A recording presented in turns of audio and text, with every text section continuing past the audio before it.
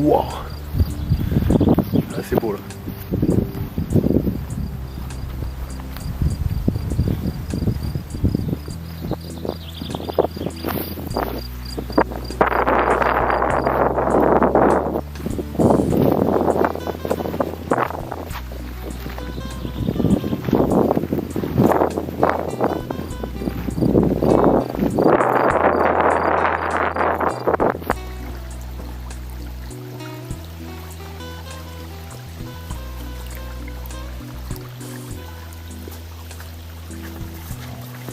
Oh,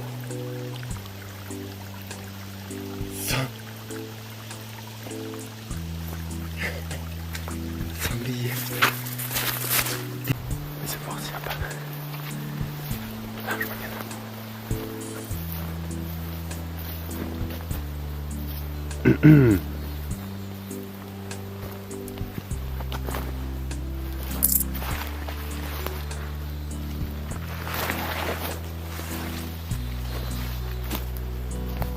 On est sur un...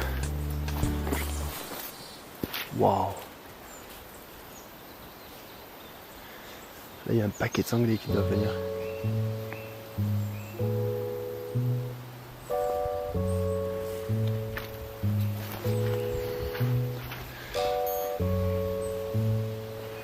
C'est drôle de voir des empreintes.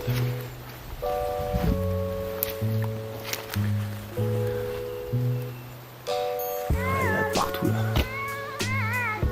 Pas m'aventurer là-dedans.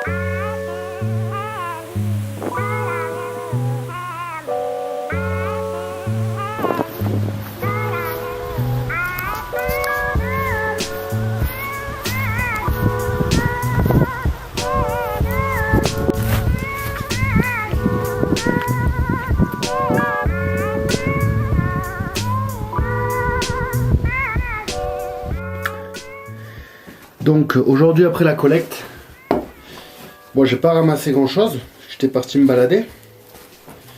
Alors du coup j'ai cette plante, Good for Thousand Things, je la connais qu'en anglais. Hop, on va les conserver. Donc ça c'est une plante à thé, on va pouvoir faire des petites infusions bien sympas avec.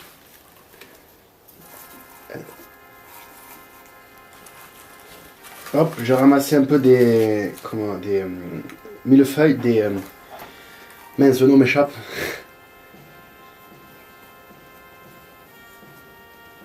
C'est une plante à thé aussi.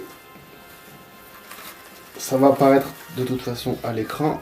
Et ensuite, donc tac, encore une comme ça. Un joli petit bouquet. Alors là, j'ai ramassé quelque chose d'intéressant. J'ai ramassé de l'écorce de bouleau. Encore une fois, je veux dire, je suis un peu un fanatique de l'écorce de bouleau, mais voilà. Et ensuite, j'ai récupéré alors j'ai récupéré quelques pâquerettes que je vais cuisiner ce soir. J'espère, s'il fait pas trop moche, j'espère qu'il va pas se mettre à pleuvoir. Et quelques feuilles d'ortie que je vais... Hop. Que je vais aussi cuisiner. Que je vais rajouter dans mes plats ce soir. Voilà. Et une belle coulemelle. Voilà. C'est vrai que j'ai une toile un peu vieille, je la nettoierai, je verrai un peu ce que je garde. Voilà. Et je vais rajouter quelques pâquerettes, tout ça.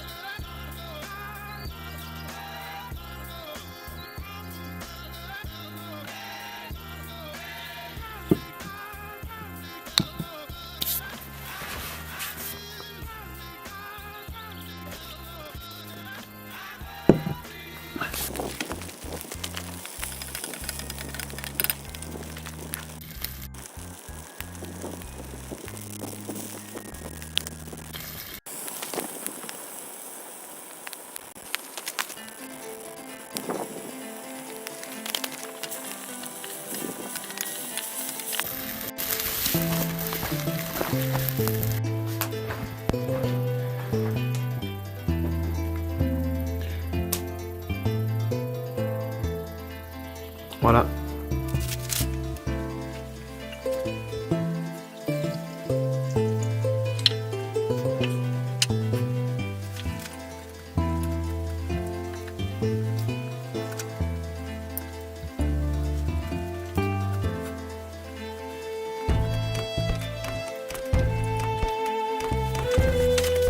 Le deuxième pain est prêt.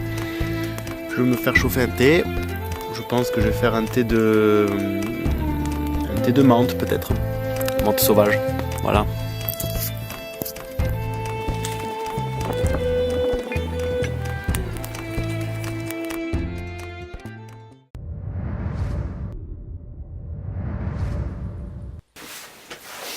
Bon, eh bien, comme vous l'aurez remarqué à mes habits, la température a chuté aujourd'hui. Wow, ben par où commencer? Hier ça a été compliqué hier soir. Donc il y a eu la pluie, comme vous l'avez pu le voir. Ça m'a vraiment impacté le moral, bien plus que je l'aurais imaginé. C'est-à-dire que ce matin j'avais pas envie de me lever. J'avais plus envie de quoi que ce soit alors que j'étais dans une bonne lancée. Donc je me suis levé assez tard, peut-être sur les coups de 10h, 10h30. Je suis resté dans mon lit, j'avais pas envie de sortir, il faisait frais, froid. Je voyais à travers la fenêtre qu'il faisait gris et qu'il y avait du vent. Et là j'ai été surpris, donc il faisait vraiment pas beau quoi. Il faisait vraiment pas beau, il y avait du vent, il faisait froid. C'était compliqué, j'ai mis longtemps à réussir à allumer le feu, tout était trempé et humide, donc c'était compliqué. Et c'est sur les coups de, je sais pas, peut-être 13h que j'ai commencé à... De toute façon, le temps a commencé à s'arranger autour de cette heure-là, autour de 13h. Et c'est à partir de ce moment-là que moi j'ai décidé de peut-être de m'activer un peu plus. Donc j'ai fait un peu de sculpture jusqu'à à peu près 15h. Jusqu'au moment où le temps s'est plus ou moins stabilisé vers du beau. Et là à ce moment-là, donc du coup je suis parti faire une petite randonnée. Pas grand-chose, hein, une petite randonnée. Je suis descendu en fait de l'autre côté de la montagne. Et donc j'ai récolté quelques plantes, pas grand chose, j'ai croisé un petit sanglier, rentré. Là, de là j'ai cuisiné, je me suis mis au feu un peu, clac. Et voilà, et puis la journée est passée. Que là, bon du coup je suis un peu engourdi, j'ai un peu froid. Pas mal fatigué finalement. C'est physique, c'est très physique. Hein, je suis pas, comment dire, je suis pas spécialement... Aujourd'hui j'ai pas fait des gros efforts, j'ai coupé un peu de bois mais bon ça allait. mais c'est fatigant quand même, c'est fatigant. Marcher, je suis toujours en activité, donc du coup c'est ça qui doit être fatigant.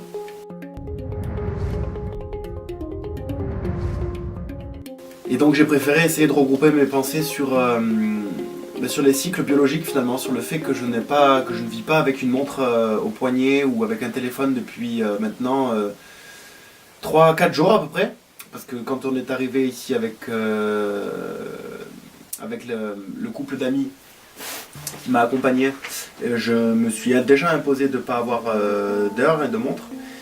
Donc voilà, ça va faire 4 jours que j'ai pas d'heure et que je vis finalement un peu au feeling, un peu comme au ressenti, à ce que je ressens. Et à part, bon voilà, le seul point qui peut vous montrer que je ne suis pas totalement désynchronisé, on va le voir peut-être par la suite, hein, je referai un point peut-être dans les jours qui suivent, c'est que dès que je me dis qu'à peu près il est 18h, parce que j'ai prévu d'envoyer un message tous les 18h à des gens qui habitent en ville pour les rassurer, pour leur dire que tout va bien au cas où si jamais il y a besoin d'aide ou quoi que ce soit. Et donc voilà, tous les jours à 18h je dois leur envoyer un petit message. Et en fait, à chaque fois, tous les jours, depuis 4 jours, je me dis tiens, c'est peut-être l'heure d'envoyer un message, et bien il est 17h45. Donc je suis pas complètement déphasé, je suis à un quart d'heure à peu près près, donc ça va pas, il n'y a pas eu grand impact encore pour le moment. Là où je vois qu'il y a un grand impact surtout, c'est sur mes cycles de nourriture. Donc je sais pas à quelle heure je mange, mais je pense que je suis pas mal, pas mal. Je pense que je suis plutôt les habitudes de vie normales, traditionnelles, on va dire, midi, 19h à peu près. N'empêche que je mange un petit peu toute la journée et donc j'ai jamais faim en fait. Je me nourris, je fais des repas, mais j'ai jamais faim. Et donc je vous donne un exemple, par exemple là je vais marcher un petit peu, clac, je vais manger une petite fraise, tac tac tac. Je reviens, je vais manger quelques noix, pim pam poum. Ça va être surtout du grignotage tout au long de la journée avec des repas en fait. Alors, j'ai pas réfléchi, hein, ça s'est imposé de soi-même.